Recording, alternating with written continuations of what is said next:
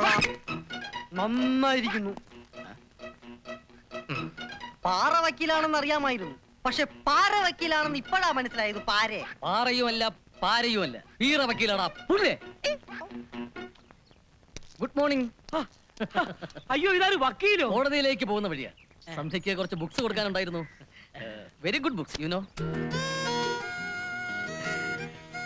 സന്ധ്യ രാവിലെ തന്നെ കോളേജിലേക്ക് പുറപ്പെട്ടോ? ഇതാ എൻട്രൻസ് ഗൈഡാ, ഫ്രണ്ട്സിന് ഉപയോഗപ്പെടും. വലിയ വലിയ പുസ്തകങ്ങളൊക്കെ പഠിപ്പിച്ച് ഇവിടെ ഡാക്ടർ പരീക്ഷയ്ക്ക് ഇരുത്താനുള്ള വാശിയിലാണോ വക്കീലെ? എനിക്ക് നഷ്ടമായത് സന്ധ്യയെങ്കിലും നേടട്ടെ. വലിയൊരു ഡോക്ടർ ആക്കണമെന്നായിരുന്നു അച്ഛൻ ആഗ്രഹിച്ചത്. പക്ഷെ വിധി എന്നെ ഒരു അഡ്വക്കേറ്റ് ആക്കി മാറ്റിക്കളഞ്ഞു. അല്ല, ഈ വക്കീൽ പണി അത്ര മോശം പണിയൊന്നും അല്ലല്ലോ. മോശമൊന്നുമല്ല. വക്കീൽ പണി മോശമല്ല, പക്ഷെ പാരപ്പണി മോശമാണ്. എന്റെ ദൈവമേ, ഇവൻ ഇനി പോയില്ലേ? പോകാൻ തന്നെയാണല്ലോ വന്നത്. പാർക്കലാം.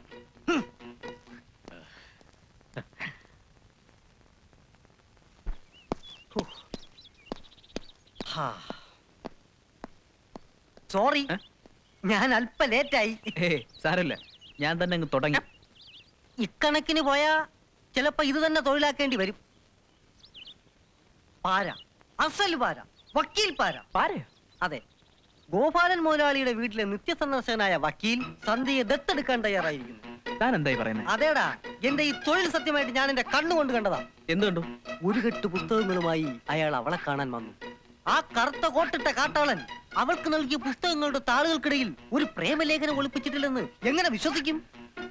മുരളി, അനുഭവത്തിൽ നിന്നാണ് ഞാനിത് പറയുന്നത്. നിറഞ്ഞ വെടിമരുന്നുകൾക്കരികിൽ ഒരു മുറി ബീഡി കൊളുത്താൻ പോലും തീപ്പട്ടി ഉരസാൻ ആരെ അനുവദിക്കരുത്. കംപ്ലീറ്റ് കത്തിപ്പോവും.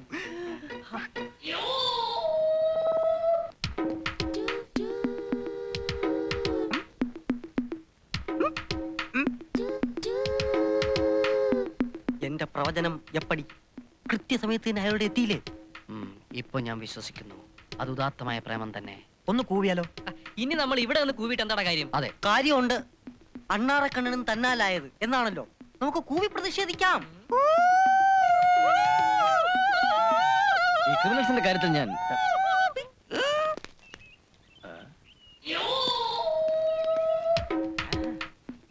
പാര വക്കീലെ പഞ്ചാരയടി നിർത്തടാ, പാര വക്കീലെ പഞ്ചാരയടി നിർത്തടാ.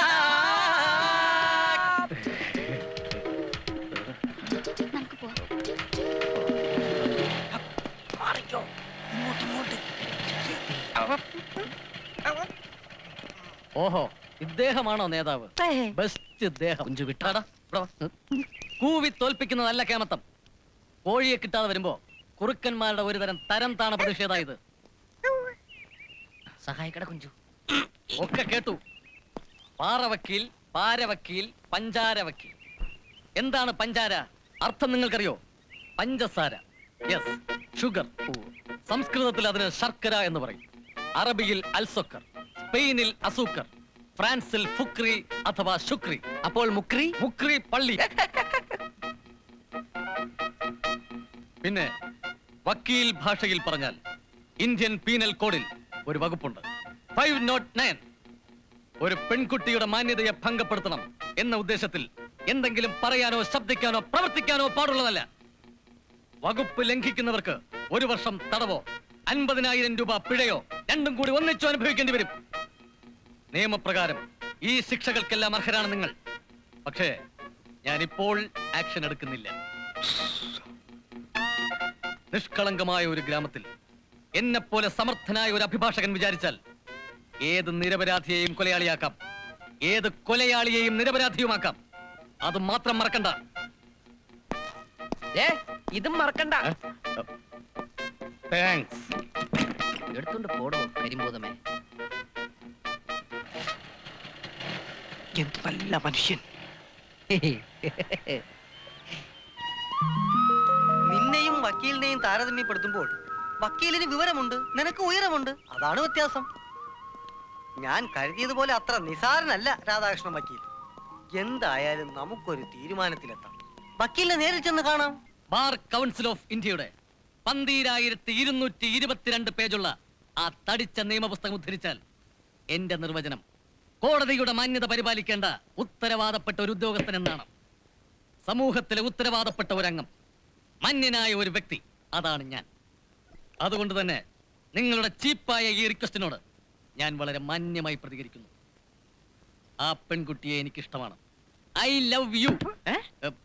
I love her. ഈ ഗ്രാമത്തിൽ ആ പെൺകുട്ടിയെ ലവ് ചെയ്യാനും വിവാഹം കഴിക്കാനും എന്തുകൊണ്ടും യോഗ്യൻ ഞാൻ മാത്രമാണെന്ന് എനിക്ക് ബോധ്യമുണ്ട്. അവൾക്ക് ബോധ്യമുണ്ട്. ഈ നാട്ടുകാർക്ക് മുഴുവൻ ബോധ്യമുണ്ട്. മുരളി കോളേജിൽ പഠിക്കുമ്പോ അവള് 9ാം ക്ലാസ്സിൽ. അപ്പൊ മുരളി അവക്കൊരു ലവ് ലെറ്റർ കൊടുത്തിരുന്നു. What letter? Child marriage act പ്രകാരം 9ാം ക്ലാസ്സിൽ പഠിക്കുന്ന ഒരു പെൺകുട്ടിക്ക് ലവ് ലെറ്റർ കൊടുക്കുക എന്നത് തന്നെ ക്രിമിനൽ കുറ്റമാണ്. പോട്ടെ, 1ലും 9ലും ഒക്കെ പഠിക്കുമ്പോ അങ്ങനെ ചിലതൊക്കെ സംഭവിച്ചെന്നിരിക്കും. ഇപ്പൊ അവൾക്ക് നിന്നെ ഇഷ്ടമാണോ? അല്ല, ഉണ്ടെന്നാണ് എന്റെ വിശ്വാസം. അത് തന്നെയാണ് എന്റെയും വിശ്വാസം. ഇഷ്ടമാണ് എന്ന് ഞാൻ ഇതുവരെ അവളോട് പറഞ്ഞിട്ടില്ല. പക്ഷേ പറയാതെ തന്നെ അത് ഗ്രഹിക്കാനുള്ള വിവേകം അവൾക്കുണ്ട് എന്നാണ് എന്റെ വിശ്വാസം.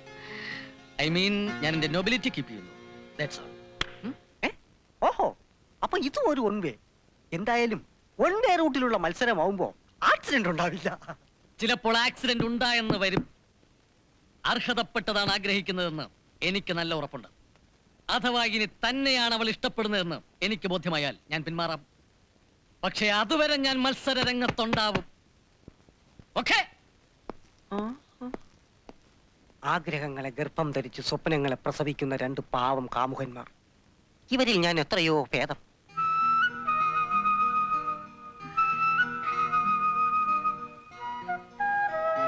ഞാൻ നിന്നെ സ്നേഹിക്കുന്നു. നിന്റെ അച്ചേട്ടനെയും ചേച്ചിയും ബഹുമാനിക്കുന്നു. നിന്റെ കുഞ്ചേട്ടനെ ഭയപ്പെടുന്നു. കുഞ്ചേട്ടന് സംശയമുണ്ട്. ദിവ്യമായ പ്രേമത്തെക്കുറിച്ച് നിന്റെ കുഞ്ചേട്ടന് ഒന്നും അറിയില്ല. അവൻ ശിശു.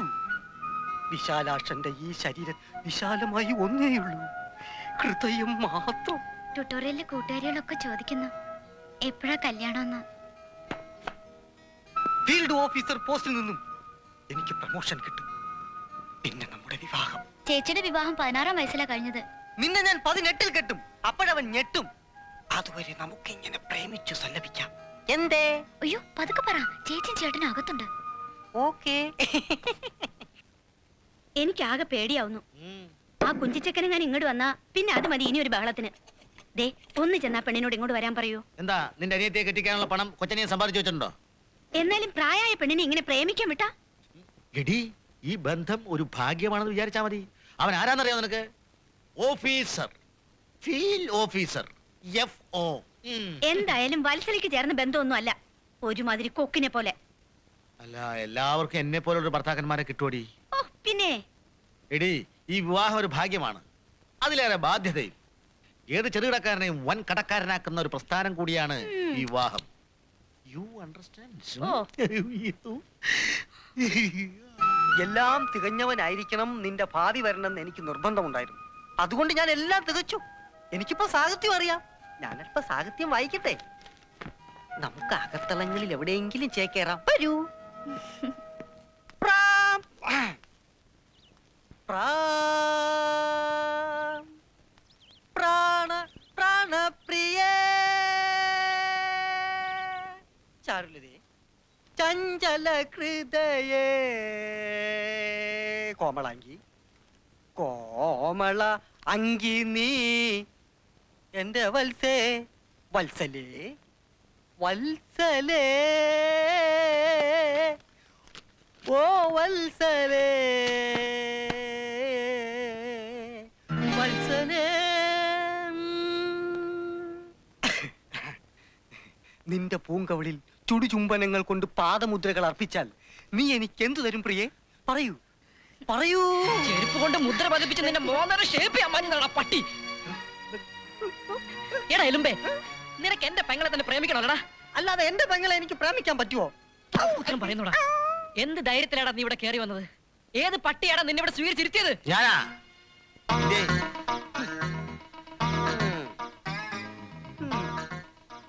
ഞാനാണ് അവനെ സ്വീകരിച്ചിരുത്തിയത്. ഓഹോ, അപ്പൊ എല്ലാവരും ചേർന്നുള്ള കളിയായിരുന്നു അല്ലേ? അതെ, വത്സലയും വിശാലാക്ഷനും തമ്മിൽ ദിവ്യമായ പ്രേമത്തിലാണ്. താമസിയാതെ അവര് വിവാഹിതരാകുകയും ചെയ്യും. പ്രേമിക്കാനും പെണ്ണ് കെട്ടാനും എന്ത് യോഗ്യത ഇവനുള്ളേ? എന്റെ വ്യക്തിത്വത്തിൽ തുടരുത്, അവിടെ മാത്രം തൊട്ട് കളിക്കരുത്. നിന്നേക്കാൾ യോഗ്യത അവനുണ്ട്. ഇന്ത്യ മുഴുവൻ പടർന്നു കിടക്കുന്ന ഒരു കമ്പനിയുടെ എഫ്ഒ ആണ് അവൻ. എഫോ അതിനോടൊപ്പം ഒരു എക്സ് കൂടി ചേർത്താ പൂർണ്ണമാകും. FOX Fox. അയ്യോ ചേച്ചി, വിശ്വട്ടിനെ കുറുക്കാന്ന് വിളിച്ചു. അതിഥികളെ ആക്ഷേപിക്കരുത്. അതിഥിയോ? അതെ, ഇപ്പൊ അതിഥി. വൈകാതെ തന്നെ ഇവൻ നിന്റെ അളിയനും ആവും. എന്റെ പെങ്ങളാണ് ഇവള്. ഈ കാര്യത്തിൽ എനിക്കും ചില തീരുമാനങ്ങൾ എടുക്കാനുണ്ട്. ഒരു പവൻ പൊന്നോ ഒരു 100 രൂപ നോട്ടോ തികച്ച് കാണാത്ത നീ എന്ത് തീരുമാനിക്കാനാടാ? പൊന്നും പണവും സമ്പാദിച്ച് പെങ്ങളെ കെട്ടിച്ചയക്കാമെങ്കിൽ നീ തന്നെ തീരുമാനിച്ചോ. ഏത് കോലോത്ത തമ്പുരാനെ കൊണ്ട് വേണമെങ്കിൽ കെട്ടിച്ചോ. എനിക്ക് ഈ തമ്പുരാൻകുട്ടിയെ കൊണ്ട് കെട്ടിക്കാനേ സാധിക്കൂ. അല്ലാതെ തെണ്ടി തിരിഞ്ഞു വന്ന് ആങ്ങളെ ചമയാൻ ശ്രമിച്ചാറുണ്ടല്ലോ, നിന്റെ റേഷൻ കാർഡ് ഞാൻ കീറിക്കളയും. മനസ്സിലായടാ? എന്നെങ്കിലും ഒരു ഇരുട്ടടി നിനക്ക് ഞാൻ തരുവടാ പട്ടി. എന്താടാ നോക്കി പേടിപ്പിക്കാടാ ഞാനൂലേ? പേടിച്ചു പോയല്ലേ? തമ്പുരാൻകുട്ടി ഇരിക്കേ. എന്ത് പറ്റി? കീറിയോ? ആ, പുട്ടും കടലയും കോഴിയിറച്ചി എല്ലാം ശരിയാക്കിയിട്ടുണ്ട്. ഓഹോ, വിശ്രമം മാത്രമല്ല ഭക്ഷണവും ഉണ്ട്. ചേച്ചി ഇതിന് കൂട്ടു നിൽക്കല്ലേ? അച്ചോട്ടൻ പറയണ പോലെ ഒന്നും കൊടുക്കാതെ ഒരുവൻ കെട്ടാൻ തയ്യാറായ അത് ഭാഗ്യം കരുതല്ലേ വേണ്ടത്. ഇതിനെ കെട്ടി തലയിൽ വെച്ച് കൊടുത്താല് ഒന്ന് ചുമക്കാൻ പോലുള്ള ആരോഗ്യമുണ്ട് അന്നത്തിലേക്ക്. ഈ ലോകത്ത് വേറെ ഒരു സുന്ദരനെയും കിട്ടിയില്ല നിനക്ക് പ്രേമിക്കാൻ. വിശ്വട്ടിനെ എനിക്കിഷ്ടമാണ്. ബാഹ്യ സൗന്ദര്യത്തിലല്ലല്ലോ ഒരു പുരുഷന്റെ വ്യക്തിത്വം. ഓഹോ, അപ്പൊ എക്സ്റേ എടുത്ത് അവന്റെ ആന്തരിക സൗന്ദര്യം കൂടെ നീ കണ്ടെത്തി കഴിഞ്ഞു അല്ലേ? കൊള്ളാം. ഒന്നിച്ചു പൊറുക്കേണ്ടത് അവളല്ലേ, നീ എന്തിനാ ബഹളം വയ്ക്കണേ? കണ്ട അണ്ടനെ അടകോടനെയും കയറി അളയാന്ന് വിളിക്കേണ്ട എന്റെ ഒരു ഗതികേട്. ഒന്ന് നീനാൻ വെച്ച് ഇനിയിപ്പോ ഒരു മരപ്പട്ടി. അത്രയ്ക്ക് കുറച്ചിലാണെങ്കിലേ ഞങ്ങൾ ആരുമല്ലാന്ന് പറഞ്ഞാ മതി. എന്നെ ഒരു ദേവതയെ പോലെ പൂജിക്കുന്ന ആളാ വിശ്വട്ടൻ. അന്നം കാണാത്തവന് പച്ചരിക്കഞ്ഞ് കിട്ടിയാലും അത് പാൽപ്പായസമാണെന്ന് തോന്നൂടി. ഭക്ഷണമൊക്കെ എടുത്ത് വെച്ചില്ലേ? വിശാലാക്ഷൻ വിശക്കുന്നു. ചിക്കൻ സൂപ്പ് റെഡിയായില്ലേ? ഇതൊക്കെ തന്നെ ധാരാളാ. ഇനി എന്തിനാ ചിക്കൻ സൂപ്പ്? തീറ്റിക്കാവടാ, തീറ്റിക്കാം. സ്വന്തം വീട്ടിൽ തന്നെ കോഴി മുട്ടിക്കാന്ന് വെച്ചാ എനിക്ക് പ്രതികരിക്കണം. പ്രതികരിക്കാൻ മറ്റു മാർഗമൊന്നും നീ കണ്ടില്ലേ? തൊഴിലും ത്വരയൊന്നും ഇല്ലാത്തവന് പ്രതികരിക്കുന്നതിന് പോലും പരിമിതി ഉണ്ടടാ. റാങ്ക് ലിസ്റ്റിൽ പേരുള്ള ഒരു അഭ്യസ്ത വിദ്യനെ നിലയ്ക്ക് എനിക്ക് നിങ്ങളുടെ വികാരമൊക്കെ മനസ്സിലാവുന്നുണ്ട്. ഹോ, എന്നാലും ഭാവിയെ പറ്റി യാതൊരുവിധ ഗ്യാരണ്ടി ഇല്ലാതെ നിങ്ങൾ എങ്ങനെ കുടുംബത്തെ മാനേജ് ചെയ്യും? ഹോ, വലിയ കഷ്ടം. ഞാനിപ്പോ താമസിയാതെ ക്ലർക്കാവും. കാരണം എന്റെ മതി നിർത്ത്. എന്റെ റാങ്ക് ലിസ്റ്റിന്റെ ഒരു പൊങ്ങച്ചം. കുഴപ്പം എന്താണെന്ന് വെച്ചാൽ നമ്മുടെ സപ്പർ സംഘത്തിന്റെ നിയമാവലിയിൽ ഒരു നിബന്ധന ഉണ്ട്.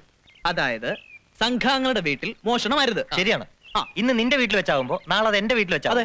അല്ലെങ്കിലും കോഴി ആയാലും താറാവായാലും ഇളനീരായാലും ആരാന്റെ മുതൽ കട്ട് തിന്നുമ്പോഴ ഒരു രുചി. അതുകൊണ്ട് അവനവന്റെ വീട്ടിൽ മോഷണം വേണ്ട. ആണത്വത്തിന്റെ ആണിക്കല്ല് സ്വന്തം കുടുംബാംഗങ്ങൾ ചേർന്ന് പറിച്ചെടുക്കുമ്പോ അതിനെതിരെ പ്രതിഷേധിക്കാൻ ആത്മാർത്ഥ സുഹൃത്തുക്കൾ പോലും ഇല്ലെന്ന് വെച്ചാൽ. ശരി, അത്രയ്ക്ക് നിർബന്ധമാണെങ്കിൽ ഒരു കാര്യം ചെയ്യാം. നിയമാവലി തൽക്കാലത്തേക്ക് നമുക്ക് മാറ്റി എഴുതാം. ഇന്ന് രാത്രി നിന്റെ വീട്ടിൽ വെച്ച്. ഓക്കേ?